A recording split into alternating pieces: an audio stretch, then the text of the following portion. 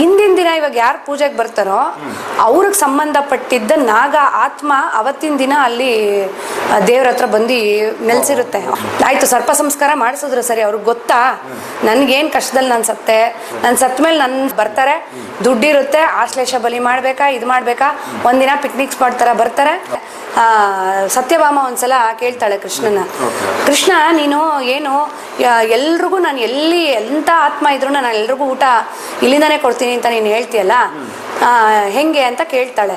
Krishna explain ಮಾಡಿದಾಗ ಸತ್ಯಭಾಮ ಏನು ಮಾಡ್ತಾರೆ, ಒಂದು ಡಬ್ಬಿಲಿ ಒಂದು ಡಬ್ಬಿಯಲ್ಲಿ ಒಂದೇ ಒಂದು ಇರುವೆನ ಹಾಕ್ಬಿಟ್ಟು ಇಡ್ತಾರೆ. ನಾನು ಮಕ್ಳಿಗೆ ಊಟಕ್ಕೆ ಏನಾದರೂ ವ್ಯವಸ್ಥೆ ಮಾಡೋಣ ಅಂತ ಹೇಳ್ಬಿಟ್ಟು ನಾನು ಆಚೆ ಬಂದಿದ್ದೆ. ಆವಾಗ ನನ್ನನ್ನು ಇವ್ರು ಸಾಯಿಸಿದ್ದು, ಕಾರಲ್ಲೋ ಯಂತ್ರಲ್ಲೋ ಹೊಡೆದು ನನ್ನನ್ನು ಸಾಯಿಸಿದ್ದು.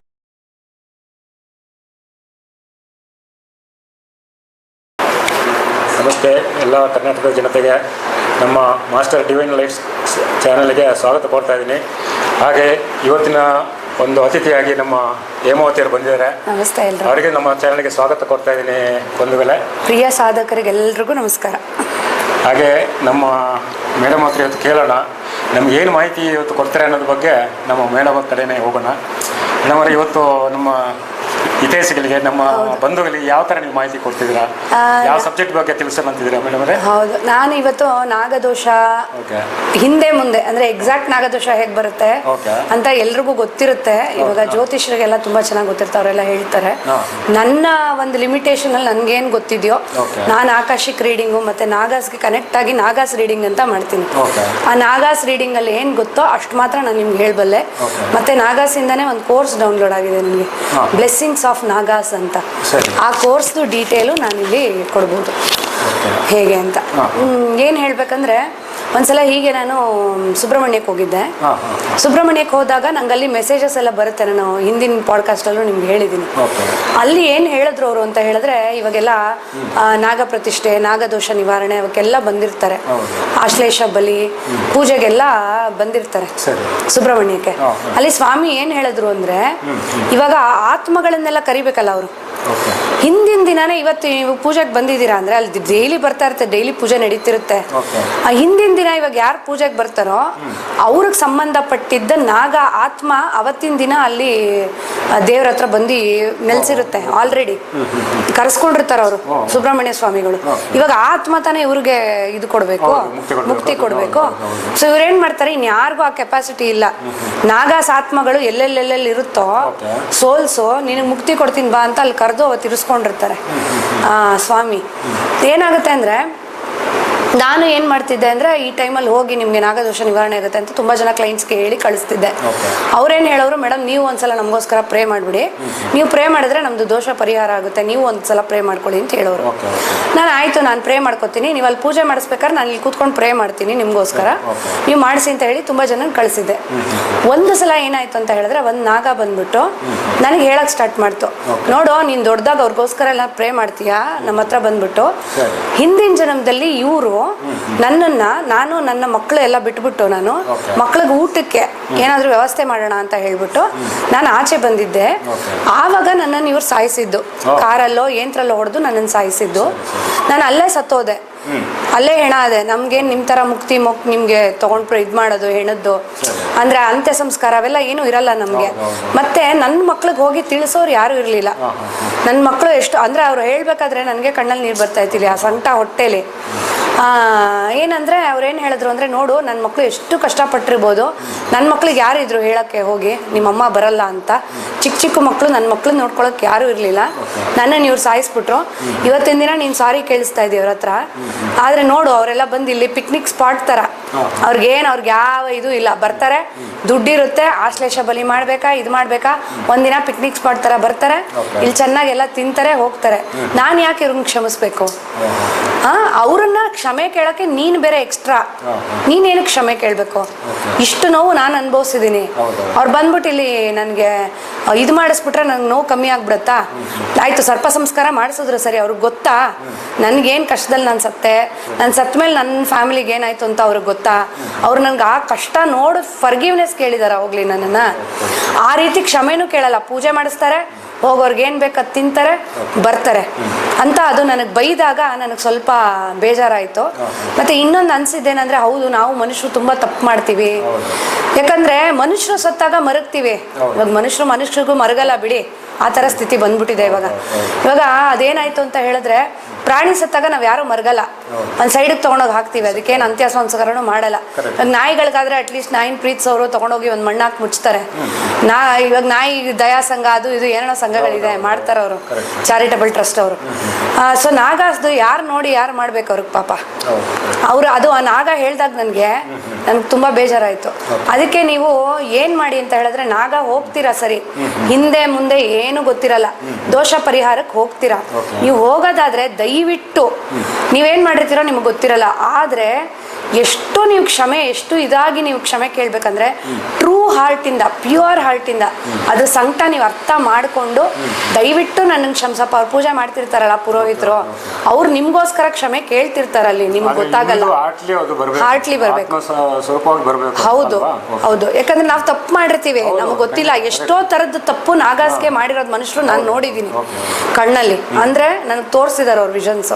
ಸೊ ನೀವು ಅಲ್ಲಿ ಹೋದಾಗ ದಯವಿಟ್ಟು ಇದನ್ನೊಂದನ್ನು ಮಾಡಿ. ನೀವೇನ್ ಮಾಡಿದ್ರು ಪರವಾಗಿಲ್ಲ, ನೀವು ಲೈಫ್ ಲಾಂಗ್ ಸರ್ಪ ಸಂಸ್ಕಾರ ಮಾಡಿಸ್ತಾ ಇದ್ರು ನಿಮ್ಗೇನು ಪ್ರಯೋಜನ ಆಗಲ್ಲ. 1% ನಿಮ್ಗೆ ಅದರಿಂದ ಏನು ಉಪಯೋಗ ಆಗಲ್ಲ. ಅದನ್ನಂತೂ ನಾನು ಖಂಡಿತವಾಗಿ ಹೇಳ್ತೀನಿ. ಈ ತರ ಕ್ಷಮೆ ಕೇಳ್ಬೇಕು. ಎಲ್ಲ ಸುಬ್ರಹ್ಮಣ್ಯ ಹೋಗ್ಬಿಟ್ಟು ಬೇರೆ ಬೇರೆ ಕಡೆ ಪರಿಹಾರ ಮಾಡಿಸ್ತಾರೆ. ಹೌದು, ಸರ್ಪ ಸಂಸ್ಕಾರ ಮಾಡ್ತಾರೆ, ಅದೇನೋ ಆಶ್ವಾಸ ಬಲಿ ಮಾಡಿಸ್ತಾರೆ, ಇನ್ನೇನೋ ಮಾಡಿಸ್ತಾರೆ. ಹೌದು, ನಿಜವಾದ ಪರ್ಫೆಕ್ಟ್ ಆಗಿ ಅವರಿಗೆ ಪರಿಹಾರ ಸಿಗ್ಬೇಕಂದ್ರೆ ಯಾವ ತರ ಮಾಡಿದ್ರೆ ಒಳ್ಳೇದು, ನೀವು ಒಂದು ಕರೆಕ್ಟ್ ಗೈಡ್ಲೈನ್ಸ್ ಕೊಡಿ. ಹೌದು ಸರ್, ನೀವು ಹೇಳಿದ್ ಕರೆಕ್ಟು. ಅಂದ್ರೆ ಹೇಳ್ಬಿಟ್ರೆ ಮಾತ್ರ ಸರ್ಪ ಸಂಸ್ಕಾರ, ಸರ್ಪದ್ದು ಗೊತ್ತು ಜನಕ್ಕೆ, ಅನುಭವಿಸಿರೋರ್ಗೆ ಮಾತ್ರ ಗೊತ್ತಿರುತ್ತದು. ಸರ್ಪದ ದೋಷ ಬರ್ತಾರೆ, ಸರ್ಪದೋಷ ನಂಗೆ ಪರಿಹಾರ ಆಗಿದೆ ಮೇಡಮ್, ನಾನು 4 ಸಲ ಹೋಗಿದ್ದೆ, 5 ಸಲ ಹೋಗಿದ್ದೆ ಅಂತಾರೆ. ಏನು ಪರಿಹಾರ ಆಗಲ್ಲ. ದಯವಿಟ್ಟು ನೀವು ಮನುಷ್ಯರನ್ನ ಸಾಯಿಸಿದವ್ರಿಗೆ ನೋಡಿ, ಜೈಲಲ್ಲಿ ಇದು ಕೋರ್ಟಲ್ಲಿ ಇದೆ, ಇದು ಮಾಡ್ತಾರೆ, ಜೈಲ್ಗೆ ಹೋಗಿ ಹಾಕಿ ಇಷ್ಟು ವರ್ಷ ಶಿಕ್ಷೆ ಅಂತ ಕೊಡ್ತಾರೆ. ನಿಮ್ಗೇನು ಶಿಕ್ಷೆ? ಹಾವಿನ ದ್ವೇಷ 12 ವರ್ಷ ಅಂತ ಟಿವಿಲಿ ನೋಡಿದ್ದೀರಾ. ದ್ವೇಷ ಇರುತ್ತೆ, ಅದು ಕಾಡ್ತಾ ಇರುತ್ತೆ ನಿಮ್ಮನ್ನ, ಅದಕ್ಕೇನು ಆಸೆ ಇರಲ್ಲ ನಿಮ್ಗೆ ಕಾಡಕ್ಕೆ, ಅದಷ್ಟು ನೋವು ಅನುಭವಿಸಿರುತ್ತೆ. ನೀವು ಪ್ರೀತಿಯಿಂದ ಭಕ್ತಿಯಿಂದ ಮರುಗಿ, ಅಪ್ಪ ನಾನೇನು ತಪ್ಪು ಮಾಡಿದ್ನೋ ಗೊತ್ತಿಲ್ಲ, ದಯವಿಟ್ಟು ನೀನು ನೋವು ಕೊಟ್ಟಿದ್ರೆ, ನಿನ್ನ ಸಂಸಾರಕ್ಕೆ ನಮ್ಮಿಂದ ತೊಂದರೆ ಆಗಿದ್ರೆ ದಯವಿಟ್ಟು ನನ್ನನ್ನು ಕ್ಷಮಿಸಪ್ಪ ಅಂತ ನೀವು ದಿನ ಕ್ಷಮೆ ಕೇಳಿ. Forgiveness is the only solution ಅಂತ ಹೇಳ್ತೀವಿ ಇದಕ್ಕೆ. ಅಂದ್ರೆ ನೀವು ಅರ್ಥ ಮಾಡ್ಕೋಬೇಕಾದ್ರು ನೋವನ್ನ, ಪಶ್ಚಾತ್ತಾಪ ನೀವು ಪಡ್ಲೇಬೇಕದು. ಅದು ಪಡ್ಲಿಲ್ಲ ಅಂತ ಹೇಳಿದ್ರೆ ನಿಮ್ಮ ಲೀನೇಜ್ ವರ್ಗೂ ಬರುತ್ತೆ. ನೀವು ಇದು ಮಾಡ್ಬಿಟ್ಟು ಹೊಟ್ಟೋಗ್ತೀರಿ ಅವಾಗ ಕರ್ಮಗಳನ್ನ, ನಿಮ್ಮ ಮೊಮ್ಮಕ್ಳಿಗೆ ಬರುತ್ತೆ, ಅವ್ರ ಮಕ್ಳಿಗೆ ಹೋಗ್ತಾನೆ ಇರುತ್ತೆ, ಇದು ಫಾಲೋ ಆಗ್ತಾನೆ ಇರುತ್ತೆ. ನಾವಂತೀವಿ ಅಯ್ಯೋ ನಮ್ಮ ತಾತ ಮಾಡಿದ್ದು ತಪ್ಪು ನಮ್ಗಾಗ್ತಿದೆ ಅಂದ್ರೆ, ನೀವು ಇವಾಗ್ಲೇ ನೀವು ಫರ್ಗಿವ್ನೆಸ್ ಕೇಳಿ. ಅದು ನಿಮ್ಮ ಜನ್ಮ, ಇದು ನಿಮ್ಮ ಮುಂದೆ ಬರೋ ಜನರೇಷನ್ಗೆ ತೊಂದರೆ ಆಗಲ್ಲ ನಿಮ್ಮಿಂದ. ನೀವು ಅರ್ಥ ಮಾಡ್ಕೊಳ್ಳಿ, ನೀವೇನ್ ಕಷ್ಟ ಕೊಟ್ಟಿದ್ದೀರ ನಾಗಾಸ್ಗೆ ಅಂತ. ನಿಮ್ಗೆ ಕಾಣಿಸ್ತೇ ಇರ್ಬೋದು, ನಿಮ್ಗೆ ಯಾರು ಅರ್ಥ ಮಾಡಿಸಲ್ಲ ಕೂತ್ಕೊಂಡು, ಆದ್ರೆ ನೀವು ಅರ್ಥ ಮಾಡ್ಕೊಳ್ಳೋವರೆಗೂ ನಿಮ್ಗೆ ನಾಗದೋಷ ಬಿಡಲ್ಲ. ಬೆಂಬಿಡದೆ ಫಾಲೋ ಆಗ್ತಾನೆ ಇರುತ್ತೆ. ನೀವೆಲ್ಗಾದ್ರೂ ಹೋಗಿ, ದೇಶದ ಯಾವುದೇ ಮೂಲೆಗೆ ಹೋಗಿ ಮಾಡಿಸಿ, ನಿಮ್ಗೆ ಸರಿ ಹೋಗಲ್ಲ. ನೀವು ಬರೀ ನಾಗಾಸ್ಗೆ ಪ್ರೀತಿಯಿಂದ ಭಕ್ತಿಯಿಂದ ಪ್ರತಿದಿನ ಎಲ್ಲ ನಾಗ ಕುಲಕ್ಕೂ ನಾಗಲೋಕಕ್ಕೂ ನಮ್ಮಿಂದ ಏನೇ ತೊಂದರೆ ಆಗಿದ್ರು ಕ್ಷಮಿಸಿ ಅಂತ ನೀವು ವಿನಮ್ರತೆಯಿಂದ ಕೇಳ್ಕೊಂಡ್ರೆ ಖಂಡಿತ ನಿಮ್ಗೆ ಕ್ಷಮೆ ಸಿಕ್ಕೇ ಸಿಗುತ್ತೆ. ಅದೊಂದು ನೀವು ಮಾಡ್ಲೇಬೇಕು. ಇನ್ನೊಂದು, ಈಗ ಕೆಲವು ನಾಗಗಳದ್ದು ದೋಷ ಪರಿಹಾರ ಆಗುತ್ತೆ. ಹೌದು. ಇನ್ನು ನಾಗಗಳದ್ದು ಅಂದ್ರೆ ದೇವಲೋಕದಿಂದ ದೇವರಾಗಿ ಬಂದಿರ್ತಾರೆ, ಅದು ನಾಗನ ರೂಪದಲ್ಲಿ ಅವ್ರು ಬಂದಿರ್ತಾರೆ. ನಮಗೆ ಕಾಣಿಸೋದು ನಾಗ, ಅದ್ರ ದೇವಲೋಕದಿಂದ ದೇವರಾಗಿ ಬಂದಿರ್ತಾರೆ ಅಂತ ಹಾರಾಡ್ತಾ ಇದ್ರೆ ಇಲ್ಲಿ ಓಡಾಡ್ತಿರ್ತಾರೆ. ಅಂತದೇನಾದ್ರು ಅದಕ್ಕೇನೋ ತೊಂದರೆ ಕೊಟ್ಟರೆ ಸಾಯಿಸ್ಬಿಟ್ರೆ ಅದು ನಿಜವಾಗ್ಲೂ ಪರಿಹಾರ ಸಿಗುತ್ತೆ? ಅದಕ್ಕೆ ಇಲ್ಲ, ಯಾವುದಕ್ಕೂ ಪರಿಹಾರ ಸಿಗಲ್ಲ. ಇವಾಗ ಕೇಳಿ, ಶ್ರೀಯಮ್ಮ ಅವ್ರದ್ದು ಬುಕ್ಕೆ ಬರ್ದಿದ್ದಾರೆ, ಸರ್ಪೆಂಟ್ ಅಂತ ಹೇಳ್ಬಿಟ್ಟು.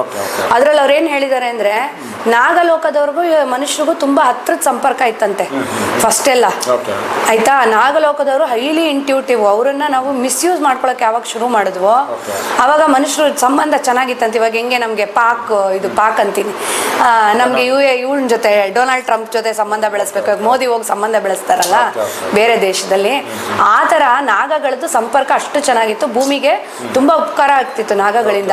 ಇವಾಗ ನೋಡಿ, ದೇವಸ್ಥಾನದಲ್ಲಿ ಟ್ರೆಷರ್ ಎಲ್ಲ ಕಾಯೋದು ನಾಗಗಳೇನೆ, ಮತ್ತೆ ದೇವಸ್ಥಾನ ಕಾಯೋದೆಲ್ಲ ನಾಗಗಳೇನೆ, ಅವರೇ ಕಾವಲ್ ಕಾಯೋದು. ಅವರಷ್ಟು ಚೆನ್ನಾಗಿ ನಾವು ಮಾಡಕ್ಕಾಗಲ್ಲ. ಆದ್ರೆ ನಾಗಗಳಿಗೆ ಯಾವಾಗ ಜನ ಮೋಸ ಮಾಡಕ್ ಶುರು ಮಾಡಿದ್ರು ಹ್ಯೂಮನ್ಸು, ಅವಾಗ ನಾಗಗಳು ಹೊಟ್ಟೋದ್ರಂತೆ ಸಂಪರ್ಕದಿಂದ. ಆದ್ರೆ ಈಗಲೂ ಎಷ್ಟೋ ನಾಗ ಕುಲಗಳು ನಾಶ ಆಗಿದೆ, ಎಷ್ಟೋ ಇಲ್ಲಿದೆ, ಎಷ್ಟೋ ನಾಗಸು ಹ್ಯೂಮನ್ಸ್ ಆಗಿ ಬಂದಿದ್ದಾರೆ ಭೂಮಿ ಮೇಲೆ. ಆಯ್ತಾ, ಇವಾಗ ಯಾವ್ದೋ ನಾಗ ಕುಲಕ್ಕೆ ನಾನೇ ಅನ್ಕೊಳ್ಳಿ, ನಾನೇ ತುಂಬಾ ನಾಗಕುಲಕ್ಕೆ ದಿನಾ ಪ್ರಾರ್ಥನೆ ಮಾಡ್ತಾ ಇದ್ದೀನಿ ಅನ್ಕೊಳ್ಳಿ, ನೀವು ನನಗೆ ದಿನಾ ನೋವು ಕೊಡ್ತಿದ್ರೆ ಅದು ಒಂದು ರೀತಿ ನಾಗದೋಷಕ್ಕೆ ಪರಿಣಾಮ ಆಗುತ್ತೆ ನಿಮ್ಗೆ.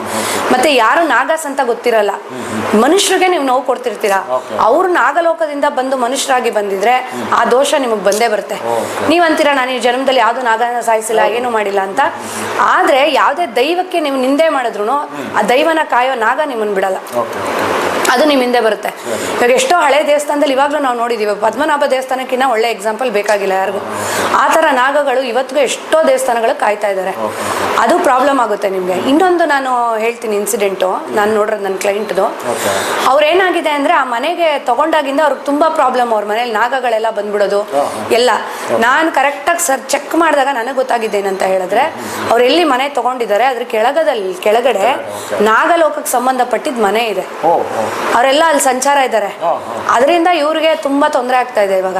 ಅವ್ರ ಆ ಮನೆ ತಗೋಬಾರ್ದಾಗಿತ್ತು ಅಂತ ನಾನು ಅವತ್ತು ಹೇಳಿದೆ ಅವ್ರಿಗೆ, ಚೆಕ್ ಮಾಡಿ ತಗೋಬೇಕು ಎಲ್ಲಿ ಏನಿರುತ್ತೋ. ಅಂದ್ರೆ ಕೆಳಗಡೆ ಇದೆ, ತುಂಬಾ ಕೆಳಗಡೆ ಅವ್ರದ್ದು ಲೋಕ ಇದೆ. ಅಂದ್ರೆ ಪಾತಾಳ ಲೋಕ ಇರುತ್ತೆ, ಅದ್ರ ಮೇಲೆ ನಾವು ಮನೆ ಕಟ್ಟಿದೀವಿ, ಯಾರಿಗೆ ಗೊತ್ತಿರುತ್ತೆ ಪಾತಾಳ ಲೋಕ ಅಂತೀವಿ. ಬಟ್ ಇದು ಡೈರೆಕ್ಟ್ ಲಿಂಕ್ ಇದೆ, ಇದು ಒಂದು ಪೋರ್ಟಲ್ ತರ ಇದೆ, ಪೋರ್ಟಲ್ ಅಂತೀವಿ ನಾವು ಅದನ್ನ. ಅಂದ್ರೆ ಡೈರೆಕ್ಟ್ ಎಂಟ್ರಿ ಆ ತರ ಇದೆ. ಇವಾಗ ನಾನು ಕೆಲವೊಂದ್ ಕಡೆ ಹೋದಾಗ ಅಲ್ಲಿ ಇವಾಗ ನಿಮ್ಗೆ ಗೊತ್ತಲ್ವಾ ಸುರಂಗ ಮಾರ್ಗ ಇದೆ, ಇಲ್ಲಿಂದ ಡೈರೆಕ್ಟ್ ಕಾಶಿಗೆ ಹೋಗ್ಬೋದು ಅಂತ ಕೆಲವೊಂದು ದೇವಸ್ಥಾನದಲ್ಲಿ ಹೇಳ್ತಾರಲ್ಲ, ಆ ಥರ ಇದು ಒಂದು ಪೋರ್ಟಲ್, ನಾಗಲೋಕ ಕನೆಕ್ಟ್ ಆಗೋ ಪೋರ್ಟಲ್. ಅದ್ರ ಮೇಲೆ ಇವ್ರು ಮನೆ ಕಟ್ಟಿದ್ದಾರೆ. ಅದು ಇವ್ರಿಗೆ ತುಂಬಾ ಸಮಸ್ಯೆ ಆಗ್ತಾ ಇದೆ ಇವಾಗ. ಇವಾಗ ನಾವು ಜನರಲ್ ಆಗಿ ಮನೆ ಕಟ್ತೀವಪ್ಪ, ಸೈಟ್ ತಗೊಂತೀವಿ, ಮನೆ ಕಟ್ತೀವಿ, ನಮ್ಗೆ ಹೆಂಗ್ ಗೊತ್ತಾಗಬೇಕು ಈ ತರ ಡೈರೆಕ್ಟ್ ಕನೆಕ್ಟ್? ಅದಕ್ಕೆ ಚೆಕ್ ಮಾಡಿಸ್ಬೇಕು. ನಾನು ಇವತ್ತೇ ನೀವು ಹೇಳ್ತಿರೋ ಚೆಕ್ ಮಾಡಿಸ್ಬೇಕು ಅಂತ ಹೇಳ್ತೀರಾ. ಎಲ್ಲ ಅಷ್ಟು ಪರ್ಫೆಕ್ಟ್ ಆಗಿ ವಿದ್ಯೆ ಗೊತ್ತಿರೋರು ಜ್ಯೋತಿಷ ಗೊತ್ತಿರಲ್ವಲ್ಲ, ಗೊತ್ತಿರಲ್ಲ. ಅದಕ್ಕೆ ನಾನು ಹೇಳ್ತಾ ಇದ್ದೀನಿ ಪಾಪ, ಯಾಕೆ ಬರುತ್ತೆ ನಾಗದೋಷ ಇದು ಅಂತ ಹೇಳ್ತಿರಲ್ಲ, ಈ ಮಲ್ಟಿಪಲ್ ರೀಸನ್ಸ್ಗೆ ಬರುತ್ತೆ.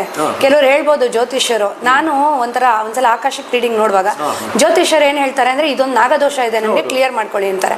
ಬಟ್ ನಾನು ಆಕಾಶಿಕ್ ಓದ್ಬೇಕಾದ್ರೆ ನನಗೆ ಗೊತ್ತಾಗಿದ್ದೇನಂತ ಹೇಳಿದ್ರೆ, ಇವಾಗ ನಾನು ಈ ವ್ಯಕ್ತಿ ಈ ಲೈಫಲ್ಲಿ ಯಾವ್ಯಾವ ವಯಸ್ಸಲ್ಲಿ ನಾನು ನಾಗಾಗೆ ತೊಂದರೆ ಕೊಟ್ಟಿದ್ದೀನೋ ಆ ವಯಸ್ಸಲ್ಲಿ ನೆಕ್ಸ್ಟ್ ಲೈಫ್ ಟೈಮಲ್ಲಿ ಅದೇ ಲೈಫಲ್ಲಿ ಅವ್ರಿಗೆ ತೊಂದರೆ ಆಗುತ್ತೆ. ಆ ಏಜ್ ಅಲ್ಲೇನೆ ಆ ಮೆಮೊರಿ ಆ ಏಜ್ ಅಲ್ಲೇನೆ ನಿಮ್ಗೆ ನಾಗದೋಷ ಬರುತ್ತೆ. ಇವಾಗ ಫುಲ್ಲು ನಿಮ್ಮ ಏಜ್ ನೀವು ಹುಟ್ಟಿದಾಗಿಂದ ಸಾಯೋವರೆಗೂ ಎಷ್ಟೋ ನಾಗದೋಷಗಳು ನಿಮಗೆ ಬರ್ಬೋದು. ನಾನು ಆಕಾಶಕ್ಕೆ ಓದೋದಾಗ್ಲೇ ನನಗೆ ಗೊತ್ತಾಗಿದ್ದು. ಹುಡ್ತಾನೆ ಕೆಲವರು ಘಟಕಾಲ ಸರ್ಪದೋಷದಲ್ಲಿ ಹುಟ್ಟಿರ್ತಾರೆ. ಕೆಲವೊಂದ್ಸಲ ಏನಾಗುತ್ತೆ ಅಂತ ಹೇಳಿದ್ರೆ, ನೀವು ಅಸ್ಟ್ರಾಲಜಿಕಲ್ ಚಾರ್ಟ್ ತೆಗೆದ್ರೂ ನಿಮ್ಗೆ ಗೊತ್ತಾಗಲ್ಲ ನಾಗಾಸ್ಗೆ ಎಷ್ಟು ಶಕ್ತಿ ಇರುತ್ತೆ ಅಂತ ಹೇಳಿದ್ರೆ ಅದನ್ನ ಹೈಡ್ ಮಾಡ್ತಾರೆ, ಗೊತ್ತಾಗಕ್ ಬಿಡೋದೇ ಇಲ್ಲ. ನೀವು ಜ್ಯೋತಿಷರ ಹತ್ರ ಹೋದ್ರು ಅಷ್ಟೇ, ನೀವೇನ್ ಮಾಡಿದ್ರು ಅಷ್ಟೇ, ಕೆಲವೊಂದ್ಸಲ ನಾಗದೋಷಗಳು ಗೊತ್ತಾಗಲ್ಲ. ಆಮೇಲೆ ಕೆಲವೊಂದು ನಾಗ ಆತ್ಮಗಳು ನಮ್ಮೊಳಗೆ ಸೇರ್ಕೊಂಡಿರುತ್ತೆ, ಬೇರೆಯವ್ರೊಳಗೆ ಸೇರ್ಕೊಂಡು ತೊಂದರೆ ಕೊಡ್ತಾ ಇರುತ್ತೆ. ಅದು ನಾಗದೋಷಕ್ಕಿಂತ ದೊಡ್ಡದು ನಾಗ ಆತ್ಮಗಳು. ಇವಾಗ ನೀವು ಫಿಲಮ್ಗಳೆಲ್ಲ ನೋಡಿರ್ತೀರಾ, ಕೆಲವೊಂದು ಅವ್ರು ತಿಳ್ಕೊಂಡೇ ಮೂವಿಗಳು ಮಾಡಿರ್ತಾರೆ, ನಿಮ್ಗೆ ತಿಳಿಸ್ತಿರ್ತಾರೆ, ಆದ್ರೆ ಯಾರು ಕೂತ್ಕೊಂಡು ಹೇಳಲ್ಲ. ಆದ್ರೆ ನಾನು ಒಂದು ಕೇಳ್ಕೊತೀನಿ ನಿಮ್ಮನ್ನ, ನಾಗಾಸ್ತು ನಾವು ನೋಡ್ತೀವಲ್ಲ ಅದೆಷ್ಟು ಕಷ್ಟಪಡ್ತಿರುತ್ತೆ, ನಮ್ಮ ಹತ್ರ ಬಂದು ಮಾತಾಡುತ್ತಲ್ವಾ, ಅವಾಗ ನಮ್ಗೆ ತುಂಬಾ ಪೇನ್ ಆಗುತ್ತೆ.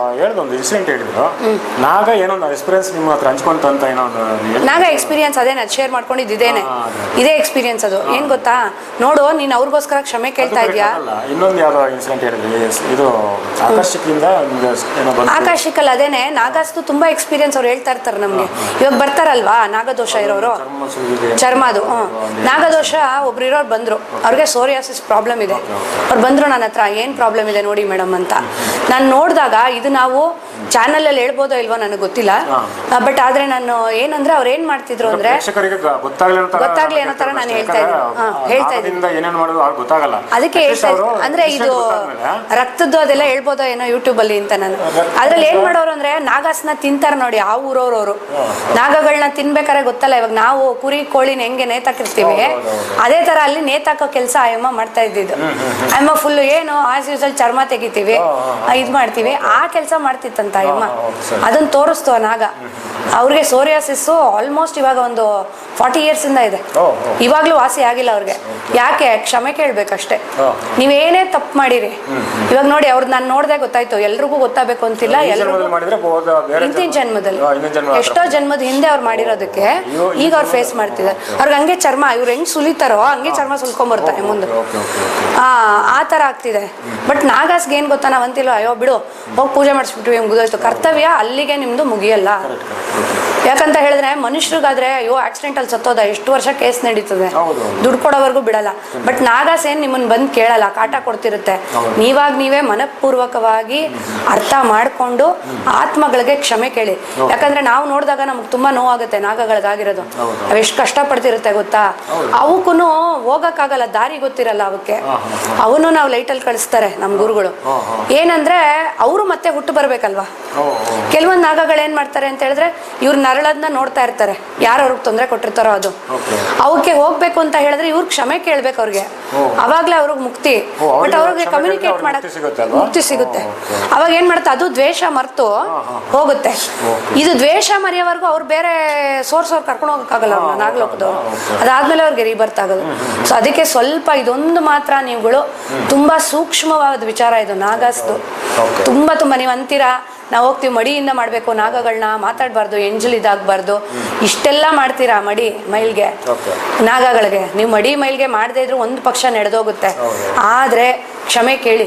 ನಾನು ಇವಾಗ ಹೇಳ್ತಾರೆ ಇನ್ಸಿಡೆಂಟು, ಇನ್ನೂ ಎಷ್ಟೋ ಇನ್ಸಿಡೆಂಟ್ ಇದೆ. ನಾನಿಲ್ಲಿ ಕೆಲವೊಂದು ಮಾತ್ರ ಹೇಳಿದ್ದೀನಿ, ನಿಮಗೆಲ್ಲ ನೆನಪಿಲ್ಲ ನನಗೆ, ಆಯಿತಾ. ಬಟ್ ನಾಗಾಸ್ದು ನನಗೆ ನಮ್ಮ ಹತ್ರ ಬಂದು ಮಾತಾಡ್ತಾವಲ್ಲ ಅದು, ಆವಾಗ ನಮ್ಗೆ ತುಂಬ ಬೇಸರ ಆಗುತ್ತೆ. ಒಂಥರ ಮಕ್ಳ ಥರ ಮಾತಾಡ್ತಾರೆ. ಅವ್ರಿಗೆ ನೋಡಿ ಯಾರಿರ್ತಾರೆ ಅವಕ್ಕೆ ಆತ್ಮ ಜೊತೆ, ಬೇರೆ ಆತ್ಮ ಜೊತೆ ಕನೆಕ್ಟ್ ಮಾಡೋಕ್ಕೂ ಆಗಲ್ಲ. ಇವಾಗ ನಮ್ಗಂದ್ರೆ ನೀವು ನಮ್ಮ ಹತ್ರ ಬಂದು ಕೇಳ್ತೀರಾ, ಆ ನಾಗಗಳು ಯಾರ ಹತ್ರ ಹೋಗಿ ಕೇಳಬೇಕು ಪರಿಹಾರ ಅಲ್ವಾ. ಸೊ ಅದೊಂದು ಮಾತ್ರ ದಯವಿಟ್ಟು, ನಾನೇನು ದೊಡ್ಡೋಳಲ್ಲ ಹೇಳೋದಕ್ಕೆ, ಅಥವಾ ನಾನು ಹೌದು ನಾನು ಶ್ರೀ ಕ್ಷೇತ್ರದವ್ರಿಗೂ ನಾನು ಕ್ಷಮೆ ಕೇಳ್ತೀನಿ. ಏನಾದರೂ ನಾನು ಇಲ್ಲಿ ತಪ್ಪೇನಾದರೂ ಹೇಳಿದರೆ ನಾಗಾಸ್ಗಳ ಬಗ್ಗೆ. ಆದರೆ ಸುಬ್ರಹ್ಮಣ್ಯ ಸ್ವಾಮಿ ನಂಗೆ ಏನು ತೋರಿಸಿದ್ರು ಸೋಲ್ಗಳಲ್ಲಿ ಬರುತ್ತೆ. ನಿಮಗೋಸ್ಕರ ಸುಬ್ರಹ್ಮಣ್ಯ ಸ್ವಾಮಿ ಎಷ್ಟು ಕಷ್ಟಪಟ್ಟು ಆತ್ಮಗಳನ್ನೆಲ್ಲ ಕರೆಸಿ ಆತ್ಮಗಳಿಗೆ ಮುಕ್ತಿ ಕೊಡೋಕ್ಕೆ ಟ್ರೈ ಮಾಡ್ತಾರೆ. ಆದರೆ ನೀವು ಚೆನ್ನಾಗಿ ಹೊಡೆದು ಒಬ್ಬ ಮನುಷ್ಯನ ಸಾಯಿಸ್ಬಿಟ್ಟು ಇವಾಗ ಕೋರ್ಟಲ್ಲಿ ಶಿಕ್ಷೆ ಕೊಡ್ತಾರೆ ಹೊರತು, ಆಯ್ತಪ್ಪ ಆ ಮನುಷ್ಯನ ಕ್ಷಮೆ ಕೇಳ್ಬಿಟ್ಟು ನೀನು ಬಿಟ್ಬಿಡ್ತೀನಿ ಅಂತ ಎಲ್ಲೂ ಇಲ್ಲ ಭೂಲೋಕದಲ್ಲಿ ಆ ಥರದ್ದು. ಅರ್ಥ ಆಯ್ತಾ. ಆದರೆ ನೀವು ನಾಗಗಳಿಗೆ ಬರೀ ಕ್ಷಮೆ ಒಂದು ಕೇಳಿದ್ರೆ ನಾಗಗಳು ನಿಮ್ಗೆ ಕ್ಷಮಿಸುತ್ತೆ. ನಿಮ್ಮ ಲೀನೇಜ್ಗೆ ನಾಗದೋಷ ಬರಲ್ಲ.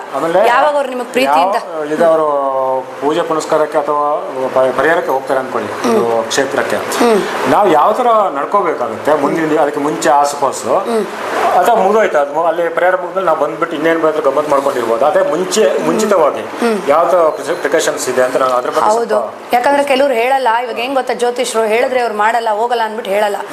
ಆದ್ರೆ ಹಿಂದಿನ ಕಾಲದಲ್ಲೆಲ್ಲ ಪಥ್ಯ ಇರೋರು, ಬ್ರಹ್ಮಚರ್ಯ ಇರೋರು, ಮತ್ತೆ ಅಂಟು ಮುಂಟು ಆದವ್ರ ಮನೆಗೆಲ್ಲ ಹೋಗ್ತಿರ್ಲಿಲ್ಲ ನಾಗಸದ್ ಮಾಡಕ್ ಮುಂಚೆ. ಅದಾದ್ಮೇಲೆ 48 ದಿನ ಹೇಳ್ತಾರೆ. ನಾವು ಮುಂಚೆ ಎಲ್ಲ ಹೋಗಿ ಮಾಡ್ತಿದ್ವಲ್ಲ, ಪೂಜಾರು ಕಟ್ಟುನಿಟ್ಟಾಗಿ ಹೇಳೋರು. ಇವಾಗ ಏನಾಗ್ಬಿಟ್ಟಿದೆ ಅಂದ್ರೆ ಯಾರು ಕೇಳಲ್ವಲ್ಲ, ಅವರು ಪಾಪ ಹೇಳಕೋಲ್ಲ. ಆಯ್ತು ಬಿಡಿ, ಫಸ್ಟ್ ಹೋಗಿ ಅವ್ರು ಕೇಳೋದೇ ಅದು, ಎಷ್ಟು ದಿನ ಆದ್ಮೇಲೆ ನಾವು ನಾನ್ ವೆಜ್ ತಿನ್ಬೋದು ಅಂತ ಕೇಳ್ತಾರೆ. ಅವ್ರಿಗೆ ಬೇಜಾರಾಗೋಗುತ್ತೆ ಪಾಪ. ಪುರೋಹಿತರಿಗೂ ಮಾಡ್ತಾನೆ ಇರ್ತಾರೆ, ಅವ್ರಿಗೆ ಗೊತ್ತು ಇದೆಲ್ಲ. ಅವ್ರು ನಮ್ಮ ತರ ಮೀಡಿಯಾ ಮುಂದೆ ಕುತ್ಕೊಂಡು ಹೇಳಕ್ಕಾಗಲ್ಲ. ಅವ್ರದೇ ನಾನು ಅವ್ರ ಪರವಾಗಿ ನಾನು ಹೇಳ್ತಾ ಇದ್ದೀನಿ ಆಗೋದನ್ನ ಅವ್ರಿಗೆಲ್ಲ ಗೊತ್ತಿರುತ್ತೆ. ಬಟ್ ಅವ್ರು ಎಕ್ಸ್ಪ್ಲೈನ್ ಮಾಡೋಕ್ಕಲ್ಲ ಎಲ್ರಿಗೂ. ಎಷ್ಟು ಜನಕ್ಕೆ ಅಂತ ಎಕ್ಸ್ಪ್ಲೈನ್ ಮಾಡ್ತಾರೆ. ಅವ್ರು ಕೇಳೋದೇ ಇದು, ನಮ್ಮ ಮಕ್ಕಳು ನಾನ್ ವೆಜ್ ತಿಂದ ಇರಲ್ಲ, ಯಾವತ್ತಿಂದ ನಾನ್ ವೆಜ್ ತಿನ್ಬೋದು ಅಂತ ಕೇಳ್ತಾರೆ. ಅವಾಗ ಅವ್ರಿಗೆ ಬೇಜಾರಾಗುತ್ತೆ. ಆಯ್ತು ಬಿಡಮ್ಮ, ಒಂದು 5 ದಿನ ಮಾಡು, ಆಮೇಲೆ ತಿನ್ನು ಅಂತ. ನಿಮ್ಮ ದೋಷ ನೀವು ಹಂಗೆ ಇಟ್ಕೊಳ್ಳಿ ಅಂತ. ಅದಕ್ಕೆ ತಿನ್ನೋದು ಬಿಡೋದು ಅದ್ರ ಕಡೆ ಎಲ್ಲ ಗಮನ ಬಿಟ್ಟು ಅವ್ರು ಅಲ್ಲಿ ತುಂಬ ಚೆನ್ನಾಗಿ ಹೇಳ್ತಾರೆ. ನಿಮ್ಮ ಮನೆಯ ಒಂದು ವ್ಯಕ್ತಿ ಸತ್ರೆ ಹೇಗೆ, ಇದು ನಾವು ಮಾಡ್ತಾ ಇರೋದು ಶ್ರಾದ್ದ ಕಾರ್ಯ. ಅವ್ರು ಎಕ್ಸ್ಪ್ಲೈನ್ ಮಾಡ್ತಾರೆ, ಇದು ಶ್ರಾದ್ದ ಕಾರ್ಯ. ಅದಕ್ಕೆ ಅವರು ಅಲ್ಲಿ ಮಾಡೋ ಅಡುಗೆನೇ ತಿನ್ಬೇಕು ಅಂತ ಕಟ್ನಿಟ್ ಮಾಡ್ತಾರೆ. ಯಾಕೆ ಅಂದರೆ ಶ್ರಾದ್ದ ಮಾಡ್ಬಿಟ್ಟು ಬಂದು ನಾವು ಮಜಾ ಮಾಡಲ್ಲ. ಅದು ತಿಳ್ಕೋಬೇಕು. ಒಬ್ಬ ವ್ಯಕ್ತಿ ಶ್ರಾದ್ದ ಮಾಡಿದೀವಲ್ಲ, ಒಬ್ಬೊಬ್ಬ ವ್ಯಕ್ತಿ ಸತ್ತೋಗಿದ್ದಾರೆ, ಅಲ್ಲಿ ಶ್ರಾದ್ದ ಮಾಡ್ತಿದೀವಲ್ಲ, ಪಾರ್ಟಿ ಮಾಡಕ್ ನಾವು ಹೋಗಿಲ್ಲ. ಅಲ್ಲಿಂದ ಬಂದ್ಮೇಲೂ ಅದೊಂಚೂರು ಸರಿ ಹೋಗೋವರೆಗೂ ನೀವು ಒಂದ್ ಸ್ವಲ್ಪ ಬ್ರಹ್ಮಚರ್ಯವಾಗೂ ಇರ್ಬೇಕಾಗುತ್ತೆ. ಸತ್ರೆ ನಾವು ತಿಥಿ ಕಾರ್ಯ ಮಾಡಿ ಫೀಲಿಂಗ್ ಅಲ್ಲಿ ಇರ್ತೀವಿ, ಆ ಫೀಲಿಂಗ್ ಅಲ್ಲಿ ನಾವು ಇರ್ಬೇಕು ಅಂತೀರ. ಹೌದು, ಅವರೇ ಹೇಳ್ತಾರಲ್ಲಿ, ಪೂಜಾರಿಗಳೇ ಹೇಳ್ತಾರೆ. ನಾವು ಮಾಡ್ತಿರೋದು ಆ ಕಾರ್ಯ ನೀವು ಅದೇ ತರ ಮನಸ್ಥಿತಿ ನಿಮ್ದು ಅದೇ ಇರಬೇಕು ಅಂತ. ಬಟ್ ಜನಕ್ಕೆ ಗೊತ್ತಾಗಲ್ವಲ್ಲ. ಆ ಥರ ಏನಾದರೂ ನೀವು ತಪ್ಪು ಮಾಡಿದ್ರೆ ಮತ್ತೆ ದೋಷ ಅಂಟ್ಕೊಳುತ್ತೆ ಹೊರತು ಪರಿಹಾರ ಆಗಲ್ಲ. ಅದೊಂದು ನೀವು ಸರಿ ಮಾಡ್ಕೊಳ್ಳಿ. ಅದು ಯಾಕೆ ಹೇಳ್ತಿದ್ದೀನಿ ಅಂದ್ರೆ, ನಾನು ನಾಗಾಸ್ ಬಗ್ಗೆ ಇದು ಹೇಳಲೇಬೇಕಾಗಿತ್ತು.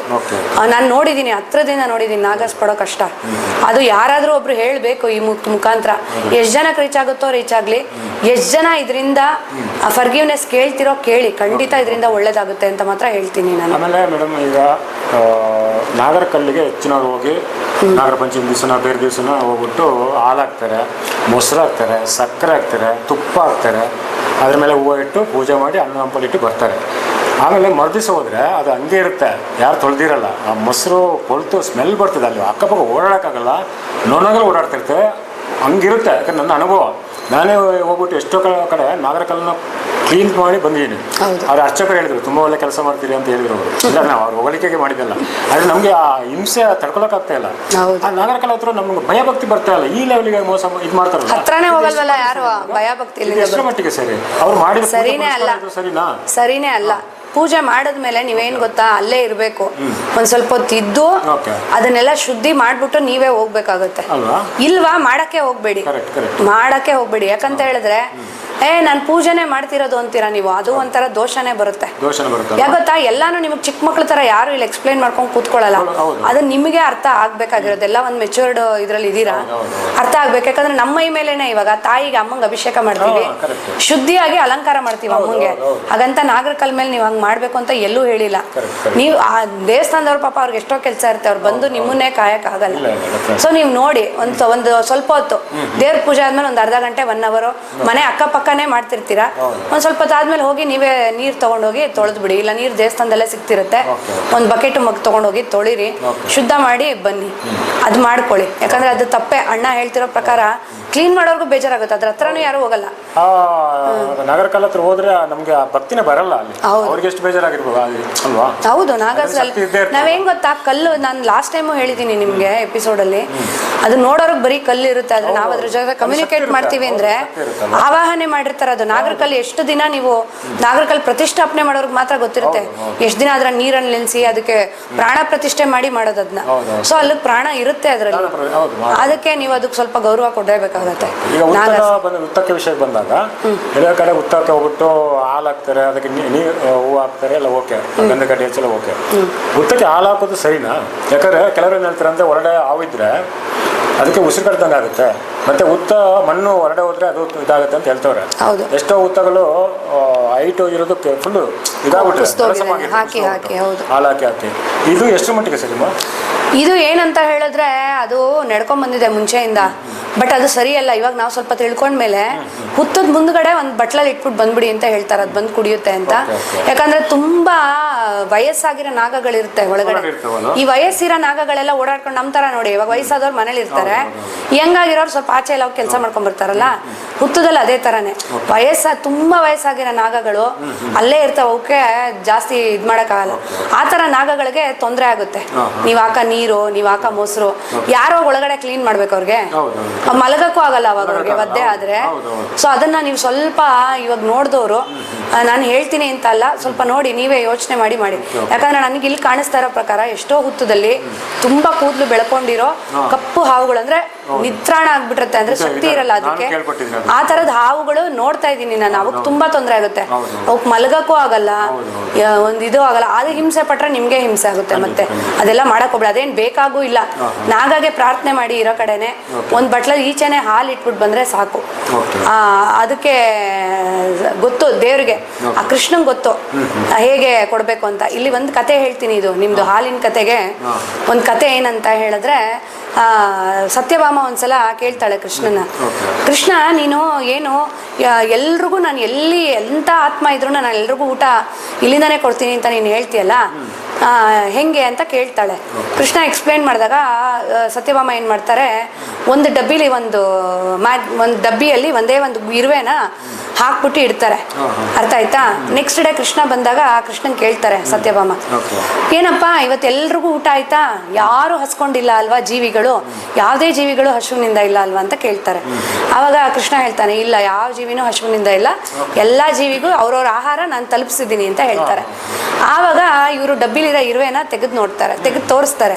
ನೋಡಿ, ಡಬ್ಬಿಲಿರೋ ಇರುವೆಗೆ ಆಹಾರನೇ ಇಲ್ಲ ಅಂತ. ಅಲ್ಲಿ ಒಂದು ಸೈಡಲ್ಲಿ ಕಾರ್ನರ್ ಅಲ್ಲಿ ಒಂದು ಏನೋ ಒಂದು ಇರುತ್ತೆ, ಅದು ತಿನ್ನುವಂತ ಐಟಮ್, ಅದು ಜೀವಂತವಾಗಿರುತ್ತೆ.